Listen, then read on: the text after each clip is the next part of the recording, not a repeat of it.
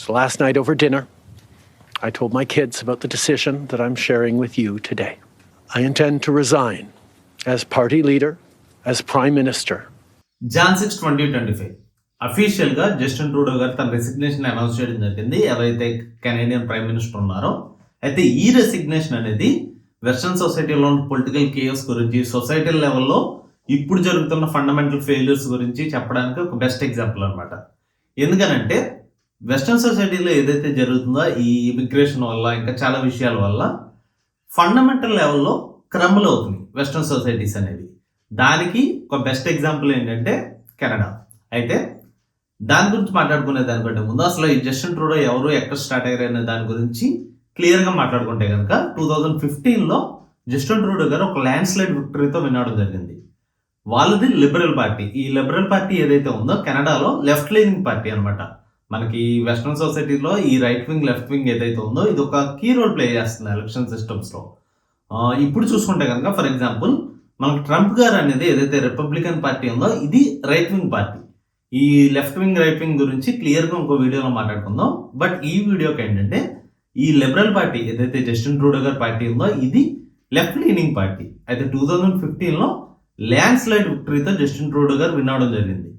But ఏదైతే తన యొక్క పొలిటికల్ బ్యాక్గ్రౌండే కాకుండా తన మాట్లాడే ప్రిన్సిపల్స్ ఏదైతే జనరల్గా ఈ లెఫ్ట్ లీనింగ్ ప్రిన్సిపల్స్ ఏవైతే ఉన్నాయో, ఏదైతే ఈక్వాలిటీ, ఇమిగ్రేషన్కి ఏదైతే వేరే సొసైటీస్ నుంచి కెనడాకి వచ్చే ఇమిగ్రేషన్ సపోర్ట్ చేయడం, ఇలా చాలా వాల్యూస్ ఉంటాయి కదా లెఫ్ట్ లీనింగ్ వాల్యూస్ అనేవి. వీటికి సపోర్ట్ చేయడం వల్ల ఎక్స్ట్రీమ్ పాపులారిటీ వచ్చింది జస్టిన్ ట్రూడోకి. సో ఆటోమేటిక్గా 2015లో తనకున్న పొలిటికల్ ఫ్యామిలీ బ్యాక్గ్రౌండ్ ఇవన్నీ కలుపుకొని 2015లో భారీ విజయం పొందడం జరిగింది ఏదైతే జస్టిన్ ట్రూడో గారు ఈ ఎలక్షన్స్లో 2015 జనరల్ ఎలక్షన్స్లో కెనడాలో. అయితే 2015లో ల్యాండ్ స్లైడ్ విక్టరీ తర్వాత 2-3 ఇయర్స్కే తన యొక్క పొలిటికల్ ఇమ్మెచ్యూరిటీ అనేది బయటపడటం స్టార్ట్ అయింది. ఏదైతే జస్టిన్ ట్రూడో గారు కొన్ని విషయాల్లో ఇమ్మెచ్యూర్గా బిహేవ్ చేయడం అనేది క్లియర్గా మనకి కెనడియన్ పీపుల్కి అర్థమైపోవడం జరిగింది. బట్ 2019లో ఏదైతే 2015లో ల్యాండ్ స్లైడ్ విక్టరీ 2019కి వచ్చేటప్పటికి జస్టిన్ ట్రూడో గారు చాలా పాపులారిటీ కోల్పోవడం జరిగింది. బట్ ఇక్కడ కీలకమైన విషయం ఏంటంటే 2019లో ఇంకో పార్టీ ఉంది కెనడాలో, ఇంకో కీ రోల్ ప్లే చేసే పార్టీ ఏంటంటే న్యూ డెమోక్రటిక్ పార్టీ. వాళ్ళు కూడా కెనడియన్లో ఈ పాపులేషన్ ఎక్కువ ఉండడంతో వాళ్ళకి చాలా సీట్స్ వస్తూ ఉంటాయి. సో వీళ్ళిద్దరూ కలిపి కూడా ఒక మైనారిటీ గవర్నమెంట్ ఫామ్ చేయడం జరిగింది. ఏదైతే 2015లో ల్యాండ్ స్లైడ్ విక్టరీ, 2019లో మైనారిటీ గవర్నమెంట్. సో 2019లో మైనారిటీ గవర్నమెంట్ పక్కన పెట్టేస్తే తర్వాత వెంటనే కోవిడ్ రావడం జరిగింది. మనందరికీ తెలిసినట్టుగా ఈ 2020లో వచ్చిన కోవిడ్ని ఈ కెనడియన్ గవర్నమెంట్ ఏదైతే మనకి ట్రూడో గారి గవర్నమెంట్ అనేది చాలా మిస్మేనేజ్ చేయడం వల్ల పొలిటికల్గా కానీ లేకపోతే సొసైటీలో కెనడియన్ పీపుల్తో చాలా బ్యాక్లాష్ రావడం జరిగింది. సో 2021లో ఏదైతే మనకి నాది మైనారిటీ గవర్నమెంట్, నేను అనుకున్నవి చేయలేకపోతున్నానని చెప్పి ఎలక్షన్కి కాల్ చేయడం జరిగింది. 2021లో టర్మ్ పూర్తి అవ్వకుండానే మళ్ళీ ఎలక్షన్స్ పెట్టడం జరిగింది. కానీ ఈసారి కూడా 2021లో ట్రూడో గారు నెగ్గినప్పటికీ అప్పుడు కూడా మైనారిటీ గవర్నమెంట్ రావడం జరిగింది. సో ఇప్పుడు ట్రూడో గారు టోటల్ 3 ఎలక్షన్స్ కంటెస్ట్ చేశారు. 2015లో ల్యాండ్ స్లైడ్ విక్టరీ రావడం జరిగింది, 2019లో మైనారిటీ గవర్నమెంట్, అండ్ 2021లో కూడా మళ్ళీ మైనారిటీ గవర్నమెంట్. సో 2020లో గవర్నమెంట్ ఫామ్ అయ్యాక ఇది ఇంకా ఈ ట్రూడో గారి ఇమ్మెచ్యూరిటీ అనేది ఒక పీక్స్కి వచ్చిందని చెప్పాలి. ఈ ఇమ్మెచ్యూరిటీ అని నేను ఎందుకు అంటానంటే కెనడాలో ఫండమెంటల్గా చాలా ఇష్యూస్ జరుగుతున్నాయి. ఫర్ ఎగ్జాంపుల్ 2020-22 ఆ టైంకి వచ్చేటప్పటికి ఇన్ఫ్లేషన్ అనేది పీక్కి ఆల్మోస్ట్ 8-9% రీచ్ అవ్వడం జరిగింది.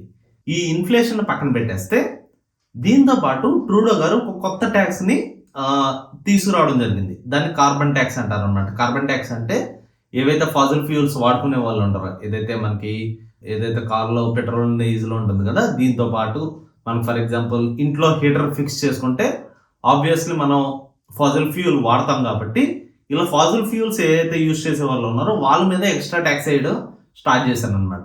ఇది కెనడియన్ పాపులేషన్లో ఒక హ్యూజ్ బ్యాక్లాష్ రావడం జరిగింది. దీంతో పాటు హౌసింగ్ క్రైసిస్, ఈ ఎవరైతే హౌస్ రేట్లు అనేవి భారీగా రేట్లు పెరిగిపోవడం, supply and demand miss match రావడం వల్ల ఈ హౌసింగ్ క్రైసిస్ అనేది రావడం జరిగింది.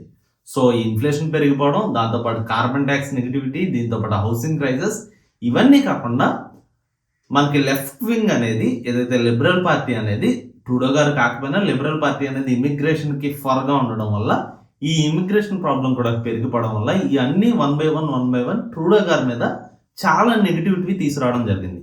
దీంతో పాటు ఎవరైతే అపోజిషన్ లీడర్ ఉన్నారో ఈ అపోజిషన్ లీడర్ కూడా ఈ కార్బన్ ట్యాక్స్ మీద చాలా ట్రూడో గారిని చాలా ఎక్కువగా వ్యతిరేకించడం స్టార్ట్ చేశారు.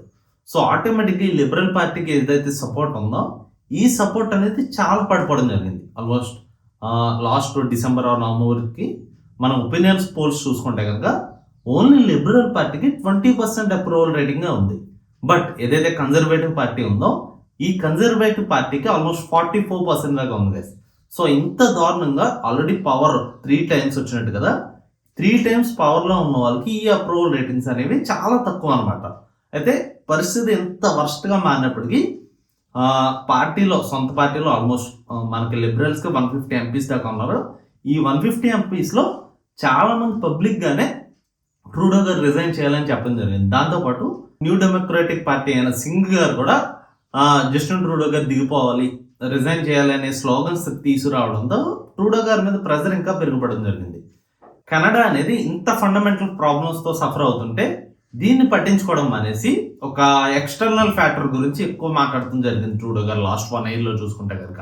ఎప్పుడైతే 2023లో హర్దీప్ నిజ్జర్ అనే ఆయన చనిపోవడంతో ఆ హత్యకి కారణం ఇండియన్ గవర్నమెంట్ అనేది ఏ ప్రూఫ్స్ లేకుండా ఎలిగేషన్స్ చేయడంతో తన మీద ప్రెజర్ అనేది ఇంకా ఎక్కువ పెరిగిపోయింది.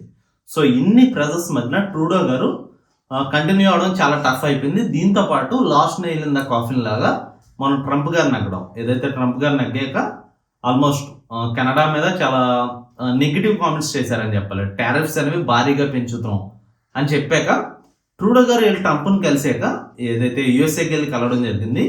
కానీ ట్రూడో గారు వెనక్కి వచ్చేసాక ట్రంప్ గారు చాలా హార్ష్ కామెంట్స్ చేయడం జరిగింది. కెనడాని యుఎస్లో కలిపేమని ఆల్మోస్ట్ 51 స్టేట్ అని పిలుస్తారని, ట్రూడోని గవర్నర్ అనడం, ఇవన్నీ కూడా ట్రూడో గారి నెగిటివిటీ అనేది పెరిగిపోవడానికి కారణమయ్యాయి. సో ఇవన్నీ కూడా ఈ బ్యాక్లాష్కి ఏదైతే ట్రూడో గారికి వస్తున్న బ్యాక్లాష్ కారణాలు అనమాట. సో ఇవన్నిటి మధ్యన ఫైనల్గా లిబరల్ పార్టీ వాళ్ళు డిసైడ్ అయ్యారనమాట ట్రూడో గారిని ఎలాగైనా రిజైన్ చేయించాలని చెప్పి. అయితే ఈ డిసిషన్ని నెక్స్ట్ 2 weeksలో తీసుకుంటాం అని అనౌన్స్ చేశారు. ఈ అనౌన్స్మెంట్ కంటే ముందు అఫీషియల్గా ట్రూడో గారు రిజైన్ చేయడం జరిగింది. అయితే ఇవన్నీ కూడా ట్రూడో గారు 3 times కెనడియన్ ప్రైమ్ మినిస్టర్ అయినప్పటికీ తన లెగసీలో బ్లాక్ మార్క్స్ అనమాట. ట్రూడో గారి రెసిగ్నేషన్ మీద మీ ఒపీనియన్ ఏంటో కామెంట్ సెక్షన్లో చెప్పడానికి ట్రై చేయండి గైస్. అయితే మన ఛానల్ గురించి ఏదైతే ఈ కొత్త ఛానల్ గురించి ఒక 2 minutes మాట్లాడదాం అనుకుంటున్నాను. అయితే మన ఛానల్ పేరు వచ్చేసి వికట్ కవి గైస్. ఈ ఛానల్లో మనకి రోజు జరిగే ఈవెంట్స్, మనకి ఏదైతే స్టేట్ వైడ్ అవ్వచ్చు, లేకపోతే నేషనల్ వైడ్ అవ్వచ్చు, లేకపోతే వరల్డ్ వైడ్ అవ్వచ్చు, ఈ టాపిక్స్ అన్ని కూడా మన ఛానల్లో కవర్ చేయడం జరుగుతుంది. ఇలాంటి టాపిక్స్ ఏదైతే పొలిటికల్ కావచ్చు, లేకపోతే ఫైనాన్షియల్ కావచ్చు, లేకపోతే ఎకానమీ పరంగా అవ్వచ్చు, లేకపోతే డే టు డే జరిగే ఈవెంట్స్ అవ్వచ్చు, వీటిలో ఏది మీకు ఇంట్రెస్ట్ ఉన్నా సరే ఖచ్చితంగా సబ్స్క్రైబ్ చేసుకోవడానికి ట్రై చేయండి. ఈ వీడియో నచ్చినట్టయితే మీరు లైక్ చేసి మీ ఫ్రెండ్స్కి షేర్ చేయండి గైస్. Thank you.